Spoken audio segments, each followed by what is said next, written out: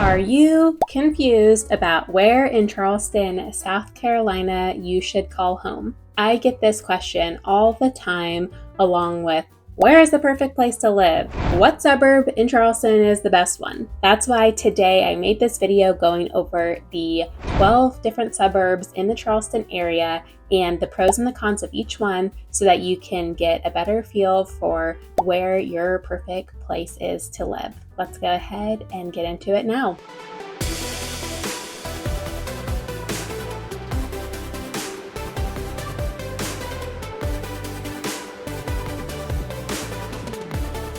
If this is your first time to the channel and you want to know everything there is to know about Charleston, South Carolina, please subscribe and tap the bell for notifications so that you can be the first to know.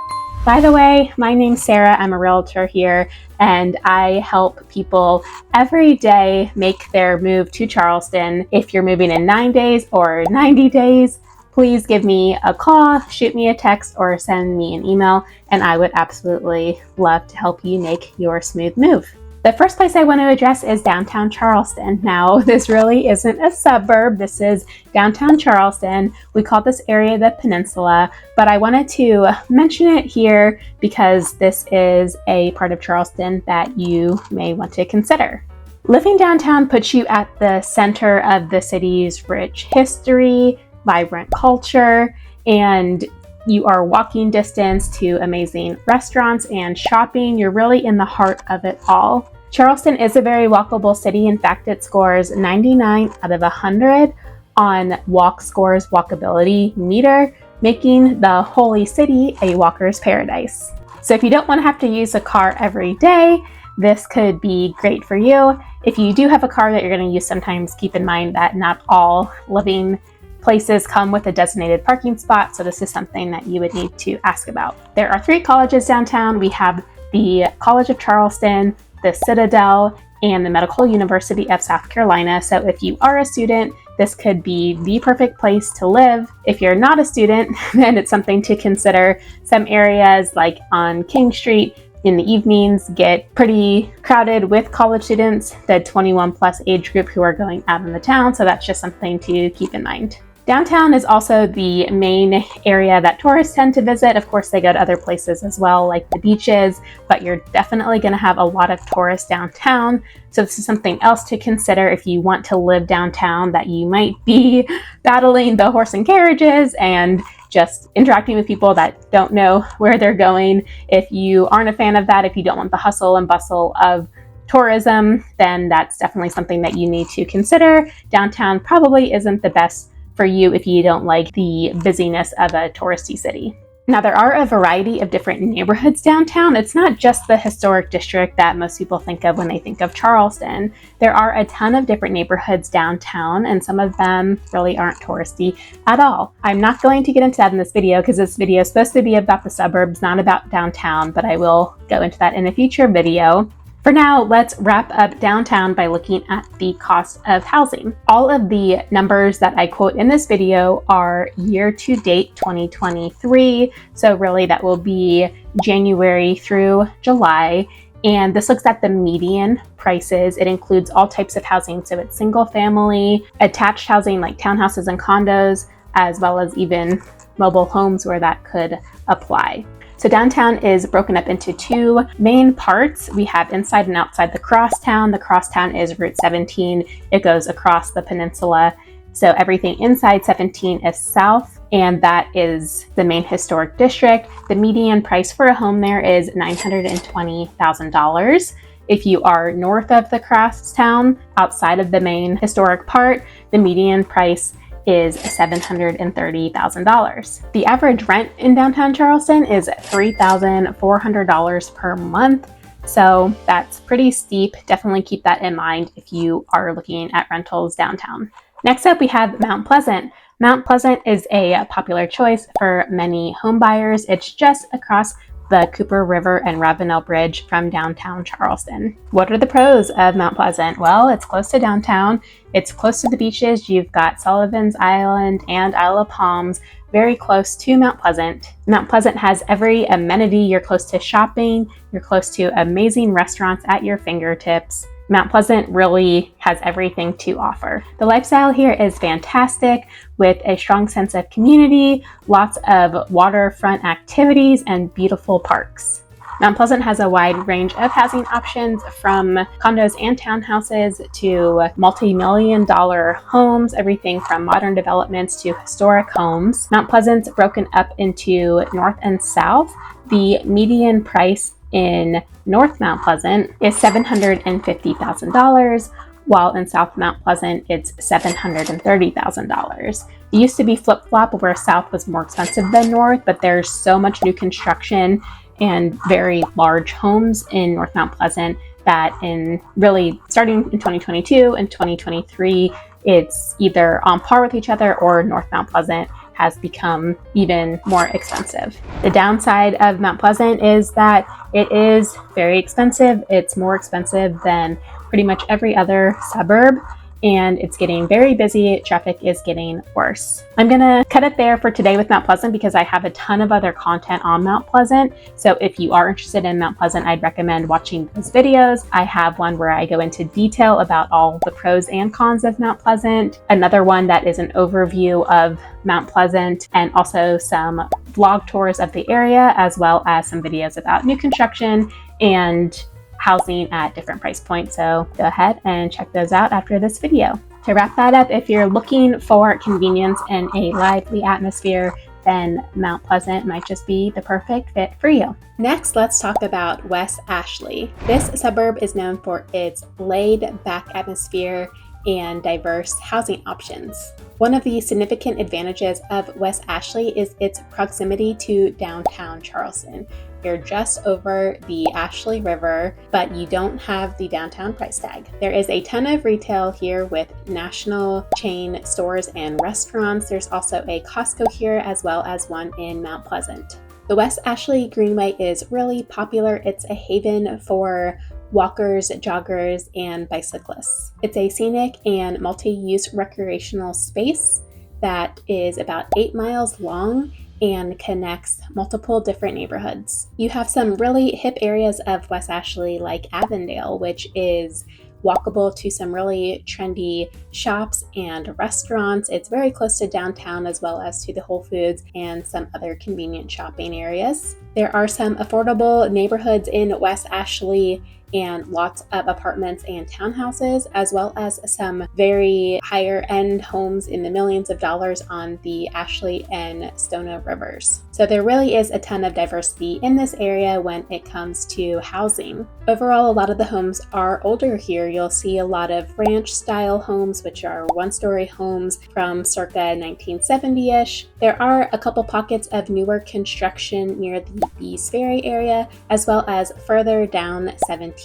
So if you want a newer home, those parts of West Ashley would be great to check out. Because a lot of the neighborhoods are older and more established, some of them, as well as the nearby commercial areas, may be a bit dated. So if you don't like older things, then this might not be the area for you. As far as median prices go, West Ashley is broken down into two different sections in our MLS. So we have the big Highway 526 that starts in West Ashley and goes around to Mount Pleasant. It's a semicircle, and the MLS is broken up into inside 526, which is closer to downtown, and then outside 526. So the median price for inside 526, closer to downtown, is $481,250, while outside of 526, it's $432,750. Overall, if you're looking for affordability and a relaxed lifestyle, West Ashley could be your ideal suburban escape. Moving on, we have James Island.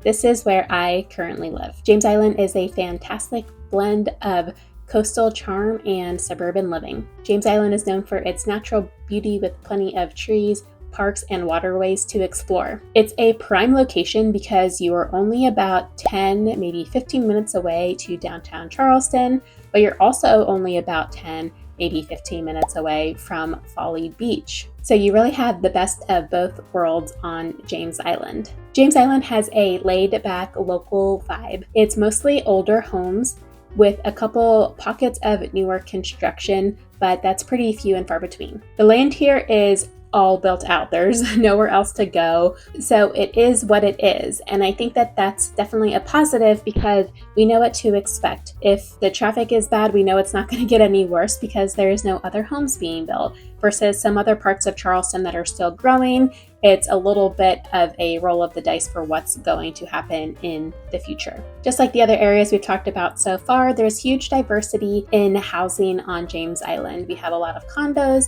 townhouses, and single family, as well as more multi-million dollar homes on the waterways. The median price on James Island is $525,000. If you're looking for a tranquil setting while still being in the heart of everything, then James Island just might be your paradise. Now let's venture to Johns Island, a more rural and relaxed setting compared to the other suburbs that we've gone over so far. Johns Island is known for its scenic landscapes, spacious lots, and proximity to popular Kiowa Island and Seabrook Island. Historically, it's been known for its farms, and some of our local produce is still grown out on neighboring Wadmalaw Island. Overall, it's really peaceful, lush, and has that rural charm that a lot of people seek who want to live outside of the hustle and bustle. There's been a ton of new construction out here over recent years, which is great if you are looking for a new home. It has made the prices rise quite significantly from what Johns Island used to be. Right now, the median priced home is $599,995. Something to keep in mind is that the commute might be longer from Johns Island depending on where you're going, and the traffic does get pretty congested over there. The infrastructure hasn't kept up with the growth, and some of the people that live there do complain about the traffic. Now, let's be honest, pretty much everyone in Charleston complains about the traffic no matter where they live. So I do think that's just all relative and based on your personal preferences and your lifestyle of what your day-to-day is going to look like when you live here. Johns Island does lack the bustling city amenities found in a lot of other areas, but it still has its fair share of amazing restaurants and breweries. More is also getting built out, so I believe it will look very different in the next 5 to 10 years.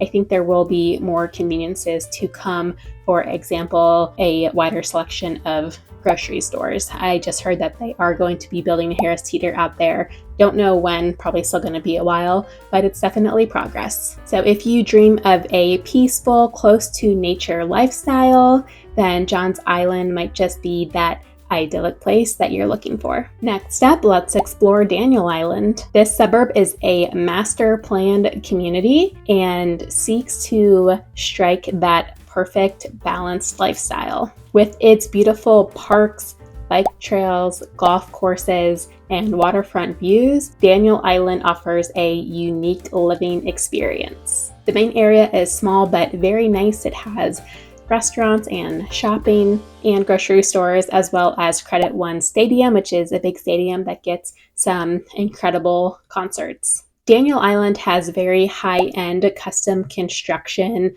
lots that are on deep water or have water views.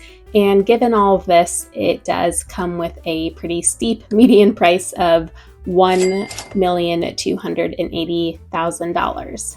So obviously the potential downside is that it is on the pricier side of things, and some people might find it lacking in the character that some of the older neighborhoods and communities have. However, if you value modern amenities, high-end construction, a wonderful close-knit sense of community, and a serene environment, then Daniel Island might just be the perfect fit for you. Moving on, we have the up-and-coming area of Wando and Cainhoy. This region offers a mix of new development and natural preserved areas, with it being only about a 10 to 15 minute drive from Daniel Island, as well as a 10 to 15 minute drive from Mount Pleasant. This part of town is becoming very attractive to a lot of people. There is a lot of new construction here as well, so the median price these days is sitting at $650,000. So one of the potential downsides is, of course, that it's still developing.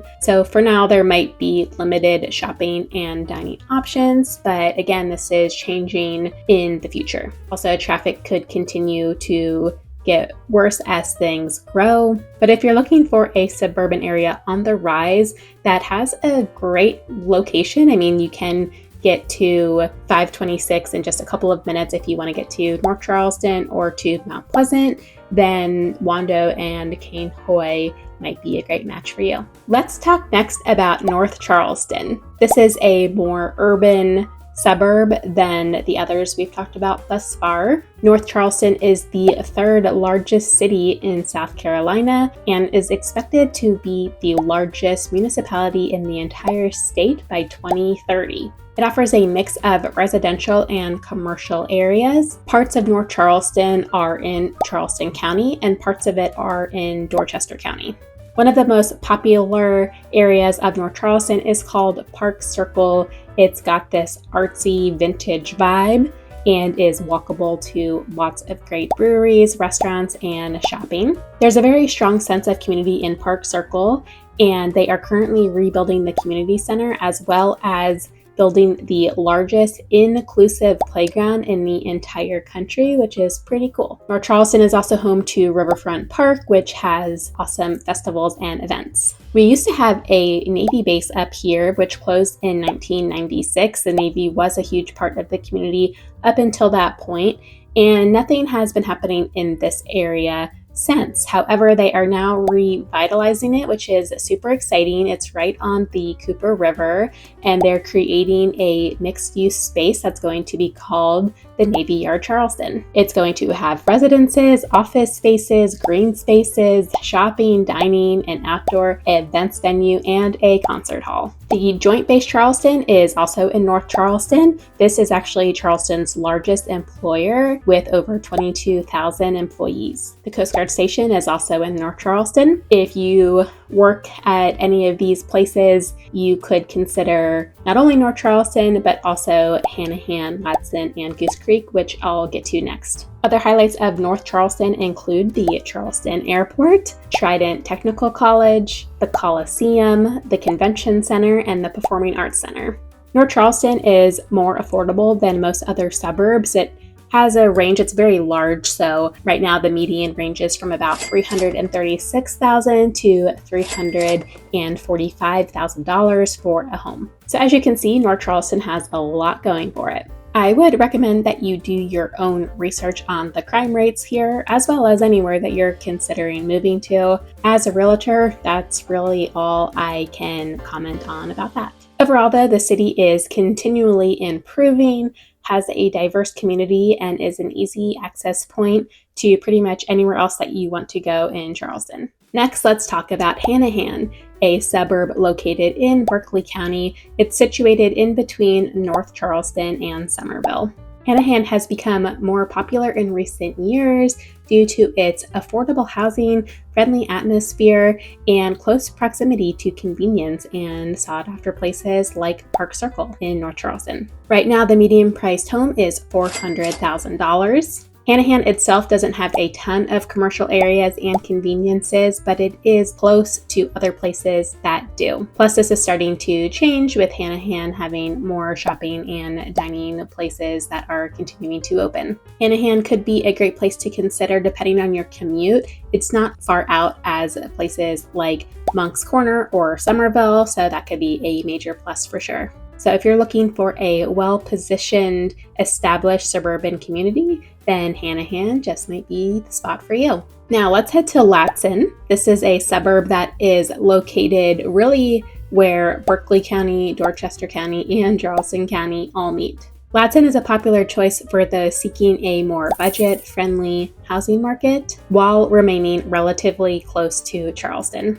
While Ladson may not have as many amenities and attractions as other suburbs, it sure does make up for it with its housing prices. Right now, the median price is $290,000 which is definitely one of the lowest in the entire Charleston area. It's also further inland as well as other places like Hanahan and Summerville. So this can be great to mitigate your flooding risk. Now, of course, most of Charleston is still the low country and is below sea level or right around sea level. So you still have a risk, but you are more likely to be in an X flood zone, which is the lowest flood zone that we have here in some of these more outlying areas. Overall, if you're looking for a casual, quieter, suburban community, then definitely check out Ladson. Next, let's explore Goose Creek is home to Wanamaker Park, which has a variety of trails, picnic spots, and a water park in the summer. It's also home to Charleston Southern University. It's not far from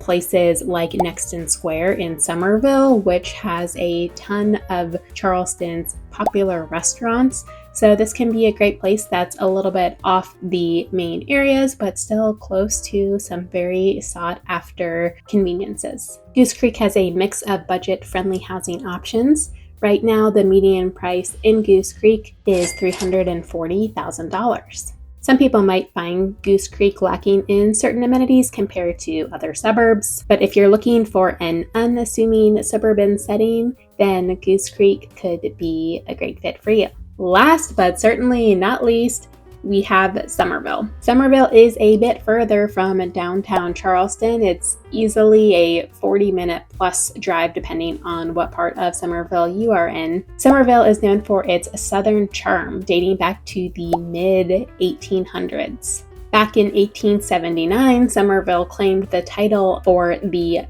birthplace of sweet tea, which is a Southern staple. The downtown historic part of Summerville has a small town feel with awesome restaurants and parks. Some parts of Summerville boast a slower pace of life, making it perfect for those who are looking for a more relaxed lifestyle. Summerville has grown a ton in the last decade and is still going strong with new development. The master plan communities of Cane Bay and Nexton offer some amazing dining options, as I was just mentioning before, like Hall's, Taco Boy, The Co-op, Vicious Biscuit, and many other restaurants that are some of the best in Charleston. So if you're looking for incredible dining options and don't want to go to downtown or Mount Pleasant, then just head up to Nexton Square and you can get your fix. Overall, if you're looking to buy a home here, it's in your favor because all of the new construction is competing against itself as well as the resale communities. So you're going to get a lot more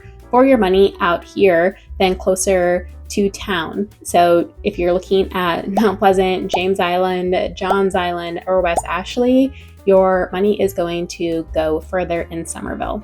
Right now, the Summerville Ridgeville area, which is closer to the historic part of downtown Summerville, is going for $386,315, whereas the other part of Summerville, closer to where Nexton and Cane Bay are, is going for $395,000 as the median price. The downside of Summerville is that it is further out from downtown and the beaches, so if that's important to you, then it's something to be aware of.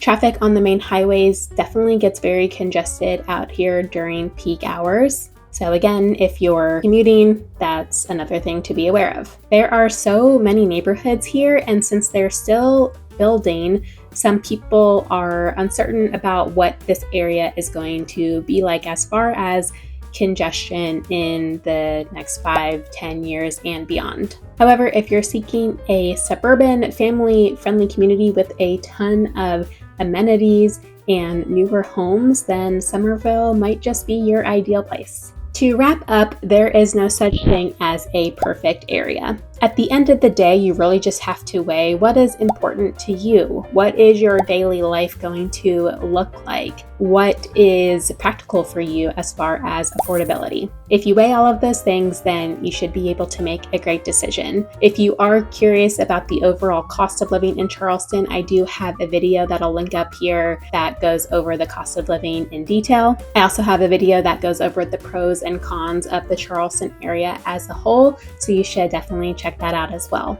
Finally, you can sign up for my weekly Charleston Insider newsletter so you can get the scoop on all things Charleston. The link is in the description below. Please reach out if I can help you with your buying or selling journey. Until next time, I'll see you in the next video, and thanks so much for watching.